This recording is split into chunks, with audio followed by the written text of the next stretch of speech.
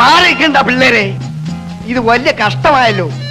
അന്തസ്സായിട്ട് കഴിയുന്നവർക്ക് റോഡ് ഇറങ്ങി നടക്കാൻ പാടില്ല എന്ന് വെച്ചാ അന്തസ്സോ?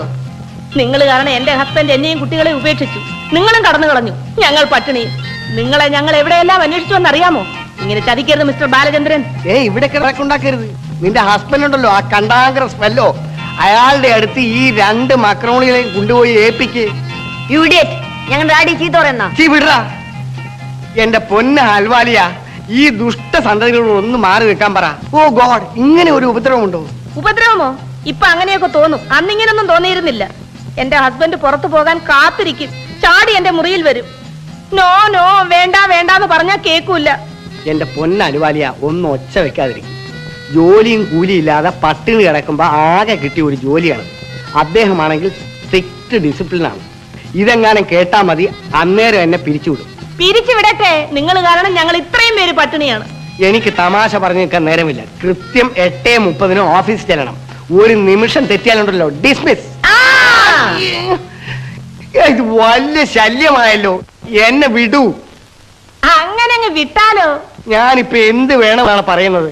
എന്നെ കല്യാണം കഴിക്കണം. ഈ കുട്ടികൾക്ക് ചെലവിന് കൊടുക്കണം. നിങ്ങൾ കാണാൻ എനിക്ക് എന്റെ ഹസ്ബൻഡ് നഷ്ടപ്പെട്ടു. ഈ കുട്ടികൾക്ക് അവരുടെ ഡാഡിയും. ഓ ഗോഡ്, ഇതെങ്ങാനും അദ്ദേഹം കേട്ടാ പിന്നെ? ഏത് അദ്ദേഹം? ആര് കേട്ടാൽ എന്താ? സത്യമല്ലേ പറഞ്ഞത്? ഞാൻ പോയി പറയാമല്ലോ. നിങ്ങൾ എന്റെ വീട്ടിൽ പേയിങ് ഗസ്റ്റ് ആയിട്ട് താമസിച്ചതും എന്നെ വശീകരിച്ചതും. കളവ് പറയരുത് എന്റെ പൊന്ന അലുവാലിയ. ഞാൻ നിന്നെ വശീകരിച്ചോ, നീ എന്നെ വശീകരിച്ചോ? നിങ്ങൾ എന്നെ. ഞാനും നിങ്ങളും കൂടെ എന്റെ കട്ടിൽ കിടക്കുന്നതാണോ എന്റെ ഹസ്ബൻഡ് കണ്ടത്, അതോ നിങ്ങളുടെ കട്ടിൽ കിടക്കുന്നതാണോ? ഈ മക്രോണികൾ കേട്ട് നിൽക്കുമ്പോ ഇതൊക്കെ പറയാമോ അലുവാലിയ? അവരും ഇതൊക്കെ കുറെ കണ്ടതും കേട്ടതും ഒക്കെ അല്ലേ? യെസ് മമ്മി, ഡാഡിയോട് പറയാതിരിക്കാൻ വേണ്ടി ഈ അങ്കിൾ ഞങ്ങൾക്ക് എത്ര ചോക്ലേറ്റ് മേടിച്ചെന്നിട്ട് അറിയോ? എനിക്ക് ഐസ്ക്രീം വാങ്ങി തന്നിട്ടുണ്ട്.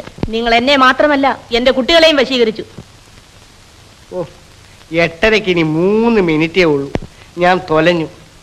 എന്റെ പൊന്നല്ലേ, ഈശ്വരനെ വിചാരിച്ചൊന്ന് പോകും. ആഹാ, ഞങ്ങൾ പോകാൻ വന്നവരാണെന്നാണോ വിചാരിച്ചത്? മൈ ഡാർലിംഗ്, 1 മണിക്ക് ഞാൻ പുറത്തിറങ്ങും. എന്ത് വേണമെങ്കിലും ചെയ്യാം. ഇപ്പൊ എന്നെ ഉപദ്രവിക്കല്ലേ. നീ പറയുന്നത് പോലെയല്ല ഞാൻ ചെയ്യാം. ഞാൻ പറയുന്നത് ഒന്ന് കേൾക്ക്. ആ, ചതിക്കില്ലല്ലോ? ഇല്ല, ഈശ്വരനാണ് ചതിക്കില്ല. എന്നാലേ ഞങ്ങൾക്ക് ബ്രേക്ക്ഫാസ്റ്റ് കഴിക്കാനുള്ള രൂപ തരണം. വിശപ്പടക്കിയിട്ട് ഞങ്ങൾ ആ ഗേറ്റിൽ തന്നെ വന്ന് നിൽക്കും. ആ, അതാ 1 മണിക്ക് ഞാൻ പുറത്തിറങ്ങിയിട്ട് നമുക്ക് ഒരുമിച്ച് പോയി ഡിന്നർ കഴിക്കാം. പിന്നെ ഒരു കാര്യം, 1 മണിക്ക് സൂക്ഷം ഗേറ്റിൽ വന്ന് നിൽക്കരുത്. സ്വല്പം അങ്ങോട്ട് മാറി നിൽക്കണം. അപ്പൊ ഞാൻ പറട്ടെ. Bye bye.